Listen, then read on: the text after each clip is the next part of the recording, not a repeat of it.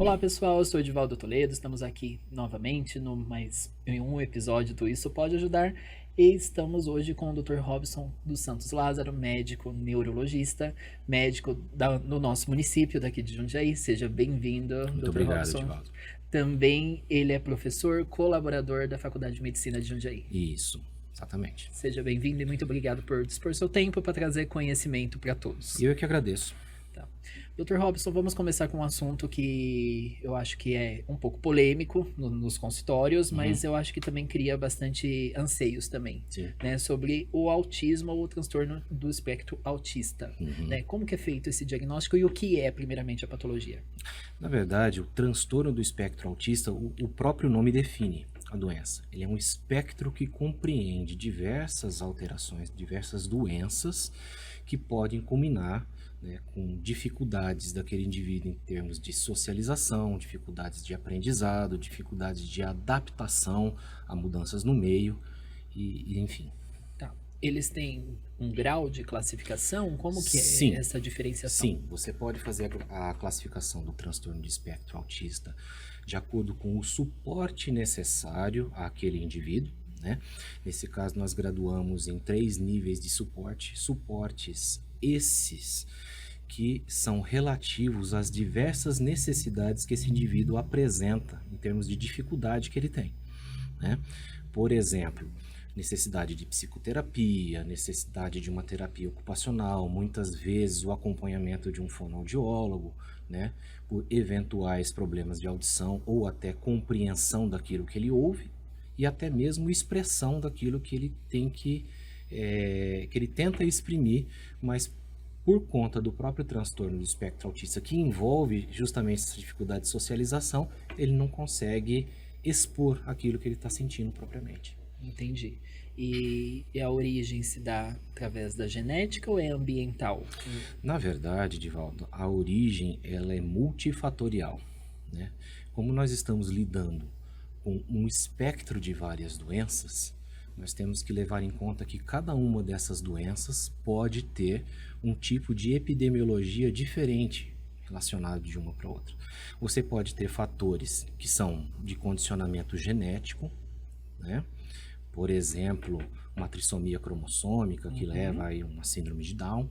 Você pode ter fatores externos, como, por exemplo, um pré-natal que não foi muito bem conduzido, ou uso de substâncias ilícitas ao longo da gestação, uma gestação que foi conturbada, ou até mesmo um problema que pode surgir no momento do parto.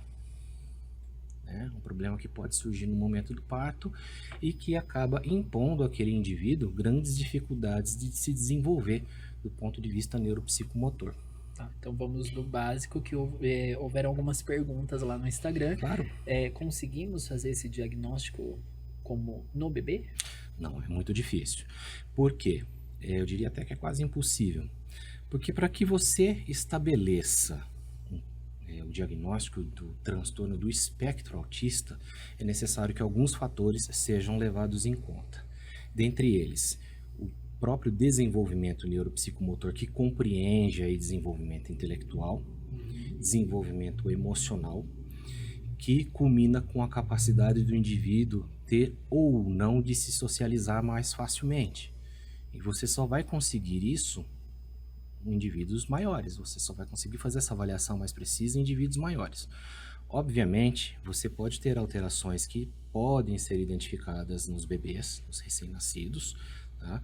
E, por exemplo, alterações pertinentes a doenças genéticas, como o próprio síndrome de Down, que eu usei como exemplo agora há pouco, mas que você não tem como graduar o nível de desenvolvimento desse indivíduo sem fazer um acompanhamento propriamente dito. Entendi.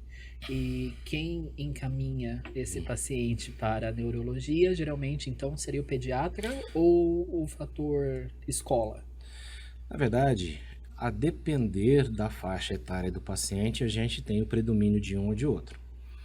Crianças, normalmente, que estão compreendidas dentro da faixa escolar, que a gente acaba recebendo mais encaminhamento por conta da escola mesmo. Os professores notam que a criança tem uma dificuldade de aprendizado, muitas vezes ela tem um perfil mais introspectivo, não consegue se relacionar bem com os coleguinhas de escola, né? E porque o contato do professor com essas crianças ele é mais intenso e frequente, né? Obviamente, a gente recebe também encaminhamento dos colegas pediatras, mas o contato que o médico tem com esse paciente é por um período de tempo muito mais curto e em intervalos muito maiores do que os professores. Certo. E o tratamento? Então, o tratamento vai demandar de um diagnóstico a respeito das necessidades daquele paciente, né? Como nós mencionamos anteriormente, devido a você ter um espectro que compreende várias doenças, cada uma dessas doenças vai ter uma necessidade especial a ser levada em conta para aquele indivíduo. Então, óbvio, existem alguns protocolos, né, algumas diretrizes que nos orientam ao tratamento multidisciplinar, que é o que é mais utilizado hoje em dia, envolvendo profissionais de várias áreas. Desde psicólogos, fonoaudiólogos, terapia ocupacional, fisioterapia, né, a psicopedagogos, a depender da necessidade de cada um. Tem um prognóstico de estabilidade, uma melhora, ou se não tratar piora, como que é? A questão é a seguinte, quando você leva em conta uma doença que impõe ao indivíduo uma dificuldade de se socializar, uma dificuldade que também tem um componente emocional muito grande, a gente percebe que com o amadurecimento, com o envelhecimento, a própria pessoa consegue achar caminhos alternativos para tentar resolver as suas necessidades. Obviamente, se você deixar isso correr solto, esses caminhos alternativos que o próprio indivíduo vai determinando podem ser os caminhos errados e podem culminar até com uma piora da apresentação clínica ao longo do tempo, né? Ao passo de que aqueles que já recebem a terapêutica adequada desde as idades mais tenras tendem a ter um desenvolvimento muito mais próximo da dita normalidade. Entendi. E como que é feito o acolhimento com os pais quando recebem o diagnóstico? Isso é o mais importante, porque em cima daquela criança que está sendo avaliada, existe toda a expectativa e a esperança do pai e da mãe colocado naquilo ali. Então, é algo realmente desafiador para o profissional conseguir lidar com essas tempestades emocionais que acabam ocorrendo no ambiente familiar. Muitas vezes por uma falta de uma orientação mais precisa, né? Muitas vezes por falta até de paciência em termos de atender as demandas e as solicitações dos pais que ficam extremamente ansiosos nesse momento.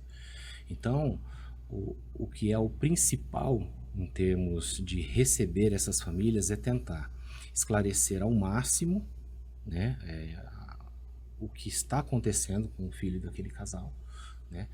Tentar, na medida do possível, instituir terapêuticas que possam fazer com que aquela criança tenha um desenvolvimento mais próximo do normal e sempre imprescindível manter os pais sempre a par e atualizados a respeito de cada passo de evolução que aquela criança tem e das necessidades que podem variar conforme o tempo.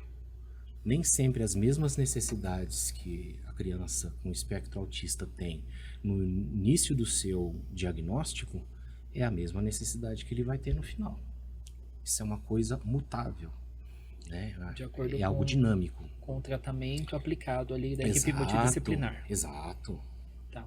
E a síndrome de Asperger, que eu recebi também, foi uma pessoa que colocou no Instagram. Certo. Ainda é utilizado esse termo? É acolhido? Como que é? Cada vez mais na medicina nós tendemos a não utilizar epônimos. Epônimos são essas alcunhas dadas a doenças, né, que muitas vezes são os nomes dos seus descobridores ou homenageando um professor, enfim. Como a gente tem doença de Alzheimer, doença de Parkinson, né? Dentro do espectro autista, nós temos indivíduos que podem ter ou não alterações cognitivas. O que eu quero dizer com isso? Ele pode ter ou não um atraso de desenvolvimento intelectual. No caso dos pacientes com Asperger, o que a gente verifica é que, em termos de raciocínio lógico matemático, ou seja, na linearidade de pensamento racional, esses indivíduos têm seu desenvolvimento normal. Entretanto, quando você leva em conta a inteligência emocional, eles são extremamente intolerantes a frustrações, são extremamente intolerantes a mudanças de rotina, né? Então acabam se tornando indivíduos inflexíveis por conta disso, desde que não recebam tratamento adequado. Uma vez que se receba o tratamento adequado, não que aquilo resolva o problema do indivíduo, porém fornece a ele ferramentas para que ele possa ter uma qualidade de vida melhor. Na questão medicamentosa, Dr. Robson, como que é feito esse manejo medicamentoso? O manejo medicamentoso, Edivaldo, ele vai depender da doença de base que levou o indivíduo a ser qualificado dentro do espectro autista. Vou lhe fornecer alguns exemplos. Se você tem um paciente que é muito agitado, que não consegue se focar naquilo que ele se predispõe a fazer, você vai usar medicamentos que melhorem esse comportamento, que diminuam um pouco essa, entre aspas, hiperatividade desse paciente. Ao passo que se você pegar indivíduos que não têm gana, por assim dizer, que não desenvolvem,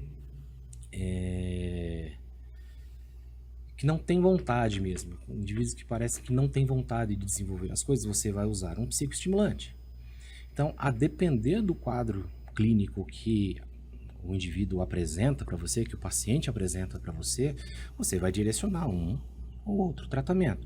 Ou, às vezes, até mais de um tratamento, a depender daquilo que ele apresenta. Não é como no TDAH, que tem uma medicação específica e um tratamento específico em alguns casos. Sim. Medicações e na verdade, não só uma, mas algumas delas, né? E a depender também da modalidade de TDAH que você está avaliando. Alguns indivíduos, eles tendem a ter mais hiperatividade. Você vai usar um determinado perfil medicamentoso que resolva aquilo. Alguns indivíduos, eles tendem mais a ter a desatenção. Outros têm a modalidade mais frequente, que é a modalidade mista. Então, você vai levando em conta esses fatores e ajustando a sua terapêutica conforme a necessidade. Dr. Robson, esclareça para a população, porque houve um boom de diagnóstico, autismo e TDAH. O que aconteceu que agora está mais fácil fazer o diagnóstico e tem pessoas com mais diagnósticos? O que ocorreu? Veja, eu não diria que hoje está mais fácil de fazer o diagnóstico. Sem sombra de dúvida, hoje nós temos mais ferramentas para isso. Nós dispomos de neuropsicólogos, avaliações neuropsicológicas, exames de imagem mais avançados, exames laboratoriais mais avançados. Entretanto, o que a gente verifica também é que existe na população um crescente aumento da tensão emocional, da cobrança. Alguns anos atrás, não vou entrar no mérito, quando eu estava na faculdade de medicina ainda, nós tínhamos um determinado perfil. Claro, estudávamos pra caramba, acordava no meio da madrugada para estudar. Porém, nós alunos encarávamos aquilo com satisfação, era prazeroso você cursar medicina, por exemplo, e ter a satisfação de ir bem numa prova. Às vezes você não ia bem numa prova, mas você usava aquilo como estímulo e se esforçava para a prova seguinte. Hoje o que nós vemos dentro do perfil da população é que existe uma autocobrança muito grande. E os indivíduos acabam não tolerando determinadas frustrações. Ao invés de usar aquilo como um fator para crescimento pessoal, aquilo faz com que a pessoa se afunde cada vez mais. Falta um pouco de resiliência em alguns pontos. Sim, com certeza. E um pouco mais de assertividade em termos de encarar aquilo que você recebe. Nossa vida é 10% da nossa vida é o que a vida nos oferece. 90% é como nós encaramos aquilo. Sim. Então, o que a gente vê hoje, no excesso de diagnóstico de TDAH, no excesso de diagnóstico de espectro autista, meio que coloca a nossa população como um fator de escape, não é? A gente percebe que o TDAH é uma doença relativamente rara. Sempre foi e sempre será. Não é da forma que se pinta lá fora. Não. Porque nós temos que ter muita parcimônia para fazer esse tipo de diagnóstico. E uma vez que você determina esse diagnóstico para o indivíduo, ele vai ter que assumir determinados comportamentos, né, e determinados pontos de vista de indivíduos que têm aquele diagnóstico. E quais são? Em termos do que você fala? De comportamento e pontos de vista. Como que é a mente realmente de uma pessoa com TDAH? É difícil, eu teria que ter TDAH para poder te explicar isso exatamente. Mas, a depender da modalidade, são indivíduos que aparentam estar alheios ao meio em que eles se encontram, né? É aquela pessoa que você está falando com ele, parece que ele está pensando em outra coisa. Parece não, literalmente ele está pensando em outra coisa, né? Ele não consegue ter uma resistência a fatores de distração. Então ele vive num eterno brainstorm, com pensamentos indo. Sem foco. Sem foco. E essas medicações disponíveis atualmente realmente trazem uma centralidade para os portadores de TDAH? Sim. Uma vez bem indicada a medicação, isso com certeza vai trazer benefícios para o paciente. Mas veja, como eu disse, bem indicada. A questão da prescrição indiscriminada de tais medicamentos, uma tentativa de melhora de performance cognitiva, tudo é uma coisa que pode ser muito deletéria para o indivíduo. Porque o medicamento, ele é pensado para agir num cérebro que tem uma determinada deficiência, por exemplo, de uma determinada substância. A partir do momento que você coloca aquela substância num cérebro que tem essa substância, o organismo começa a pensar, poxa, se eu estou recebendo de fora, eu não preciso produzir. E é aí onde geram os grandes fatores deletérios aí do uso indiscriminado desses remédios. Afeta o distúrbio de aprendizagem ou o portador que tem TDAH? Sim. Afeta, porque leve em conta que a criança está lá assistindo uma aula de matemática que o professor está ensinando a fazer uma resolução de uma equação de segundo grau, por exemplo. Tá? Tem um determinado momento da explicação, né, busca lá do determinante da equação, que vai dizer se a equação tem solução ou se não tem solução. Se essa criança que está tentando prestar atenção naquela aula, ele perde esse momento onde o professor dá essa informação crucial da possibilidade ou não de resolução dessa equação, ele perde todo o processo de aprendizado. E a partir daí, ele começa a ficar aquém, começa a ter um desenvolvimento aquém do resto da turminha. Tem um fator genético? Tem. Existe sim um fator genético, né? Alguns estudos que foram feitos entre gêmeos fraternos e gêmeos idênticos demonstraram que os gêmeos idênticos eles têm uma chance maior de desenvolver o TDAH uma vez que o outro tenha. Então isso por si só já nos traz a informação de que existe esse fator genético. Tanto é que indivíduos que têm irmãos com TDAH têm de 2 até 8 vezes mais chance do que o resto da população em desenvolver a doença. Tá certo. Dr. Robson, vou chamar o intervalo e voltamos já. Olá! Neste vídeo vamos explorar estratégias eficazes para prevenir assaduras, enfatizando o papel vital do creme Geriaderm AGE. Este produto inovador é mais do que um simples hidratante. É uma solução completa que promove a saúde e o equilíbrio da pele, prevenindo irritações e desconfortos comuns, especialmente em peles maduras. A formulação do creme Geriaderm AGE é um escudo contra as assaduras. Ele oferece alívio imediato para a pele ressecada e sensível, criando uma barreira protetora que mantém a pele hidratada ao longo do dia. O uso contínuo do creme Geriaderm AGE ajustam os níveis de umidade da pele, garantindo que ela permaneça suave, sedosa e livre de irritações. Incorporar esse creme na sua rotina de cuidados com a pele não só apenas restaura a sua vitalidade, mas também fortalece suas barreiras naturais contra as assaduras. Não deixem que assaduras comprometam sua qualidade de vida. Revitalize e proteja sua pele com o creme Geriaderm AGE da DV Pharma. Você encontra o creme Geriaderm AGE da DV Pharma em uma farmácia mais próxima a você. Para saber mais, acesse advpharma.com.br.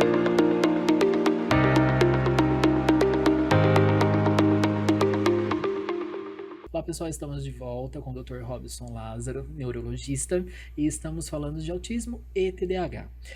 Dr. Robson, o abuso de substância eu acho que é um dos clássicos do TDAH. O que você tem para falar para o pessoal? O que nós temos que levar em conta em termos de abuso de substância não é só para pacientes com TDAH. Para pacientes com TDAH e aqueles que buscam tem uma falsa premissa de que essas medicações vão trazer algum tipo de benefício a médio e longo prazo, em termos de melhora de performance cognitiva ou até de melhora de performance física, evitando sonolência, enfim. O que nós temos que entender é que os medicamentos utilizados para tratamento do TDAH são medicamentos psicoestimulantes. E o psicoestimulante, ele tem um efeito de causar um bem-estar para o indivíduo, né? E isso faz com que possa se criar nessa pessoa um processo de dependência tanto química, porque a partir do momento que você introduz uma substância externa no organismo, o organismo deixa de produzir o seu próprio.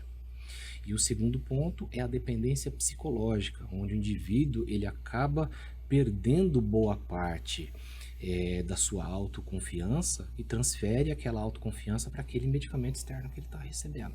Aí entra a questão das terapias. Exato. A abordagem do paciente com TDAH é uma abordagem multidisciplinar. Ela não envolve somente a terapêutica medicamentosa, isso é apenas um dos fatores, né? Então, é necessário que exista também o envolvimento de profissionais da área de psicologia, por questões emocionais que esses pacientes apresentam, né? Muitas vezes o TDAH não vem sozinho, ele vem com algum distúrbio de aprendizagem, em concomitância. O paciente pode ter uma alexia, né? Uma dislexia, uma dificuldade específica, um transtorno específico de leitura e escrita. Muitas vezes ele pode ter uma dificuldade de processamento auditivo, ou seja, ele ouve, mas não entende aquilo que ele está ouvindo, né? Então, a cada um desses pontos que são identificados, existe sim um profissional qualificado para isso, né? Então, o tratamento do TDAH não envolve somente o médico, ele envolve toda a equipe, envolve os pais, envolve a escola também, porque é o professor que vai nos trazer as informações a respeito da melhora ou não, de acordo com a terapêutica que a gente institui para essa criança. Tá certo, Dr. Robson. Muito obrigado por dispor seu tempo, trazer essa videoaula sobre esse assunto. Foi muito rico. E suas redes sociais vão estar disponíveis aqui na nossa tela. Eu agradeço, Divaldo. É sempre um prazer conversar com você. Muito bom. Eu e o Dr. Robson nos conhecemos há alguns anos já, né, Dr. Robson? Sim, trabalhamos juntos, tudo. Muito obrigado. Eu que agradeço. E para você que precisa de atendimento domiciliar, entre em contato conosco. Acesse o @Cuidar e a Saúde ou no nosso WhatsApp, 11 94007 5391. E até semana que vem. Até mais. Tchau, tchau.